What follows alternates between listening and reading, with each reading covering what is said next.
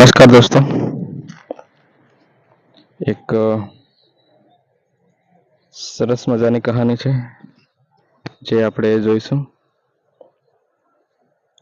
જે રીતના માને પોતાનો દીકરો જોઈને આનંદ થાય અને કિસાનને પોતાનો લહેરાતો પાક જોઈને આનંદ થાય, તે રીતના બાબા ભારતીને પોતાનો ઘોડો જોઈને આનંદ થતો હતો. બાબા ભારતી એક સાંસારિકતાથી દૂર હતા, એક મંદિરની અંદર રહેતા હતા. ગામની જે સુવિધા હતો, ગામના જે લોકો હતા એમનાથી પર હતા. તેમનું જીવન સાદું જીવન હતું, પણ એમના પાસે એક સરસ મજાનો ઘોડો હતો.